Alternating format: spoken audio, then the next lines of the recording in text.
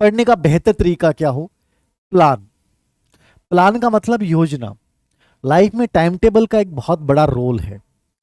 मान लीजिए आपने टारगेट तय किया कि सर मुझे यूपीएससी क्रैक करनी है, मुझे आरपीएससी क्रैक करनी है, मुझे एसएससी क्रैक करनी है, मुझे ग्रेड फर्स्ट बनना, ग्रेड सेकंड बनना, ग्रेड थर्ड टीचर बनना है, मुझे कोई भी कंपटीशन क्रैक करना सर, और सिर्फ फर्स्ट बार में करना है। तो ये फर्स्ट बार में करना है, वन एग्जाम वन टाइम के तहत।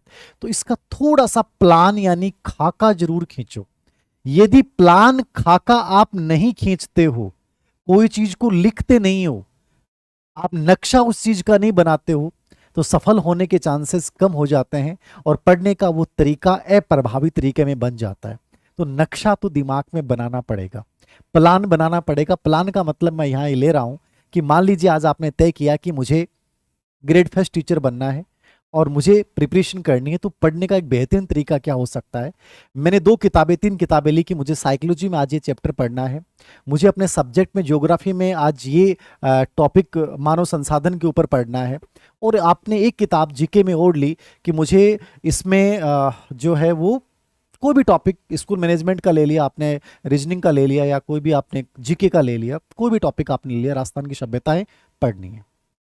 पहली चीज प्लान बनाएंगे, उसका टाइम टेबल होना चाहिए।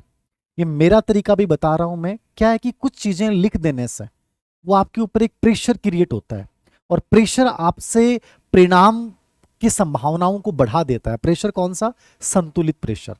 जैसे आपने टाइम टेबल लिखा, मैं डेली कागज लिखता था मॉर्निंग में, क्योंकि मेरी सुबह पढ़ने की आदत थी, और शाम को वो कागज पूरा पढ़ने के बाद मैं देखता था कि मैंने कितनी चीजें कवर की, कि मैंने तय किया था आज इस चैप्टर को 9th क्लास में से ये, जीके में ये, इसमें ये, मैं 5 टॉपिक जरूर लिखता था कि मुझे कवर करने हैं, और मान लीजिए मैंने 4 कवर किए हैं, 1 2 3 4, मैंने लास्ट वाले को क्रॉस किया कि मुझे ध्यान रखना है कल इसको दोबारा मुझे पढ़ना है।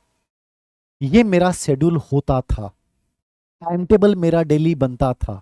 जरूरी नहीं उस टाइम टेबल की पालना हो तो बहुत बेटर है, नहीं होती है तो नेगेटिव प्रेशर नहीं लेना है, आपको सुधारना है। गलती हो सकती है, हमें अपना बेटर देना है, लेकिन कमियां रहेगी तो फिर उसके ऊपर वर्क करना है।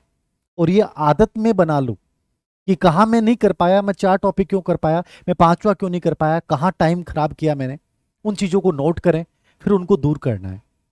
यदि ये तरीके आप अपनाते हैं तो आप एक बेटर इंसान जरूर बनेंगे। सक्सेस एक अलग चीज है, एक बेहतरीन इंसान बनने लग शुरू हो जाओगे आप, यदि इस मेथड को आप यूज करते हैं। तो प्लान जरूर बनाएं, टाइम टेबल जरूर बनाएं।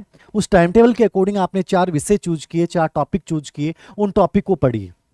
एक तो अनक्लियरिटी दूर होगी कि यार मुझे इस किताब में कौन सा टॉपिक पढ़ना है, पहले से तय कि मुझे टॉपिक पढ़ना है, उसके अकॉर्डिंग चलिए, और कोशिश कीजिए कि उन टॉपिक्स को पहले पढ़िए, जिनके पढ़ने से बाकी टॉपिक की समझ बनेगी।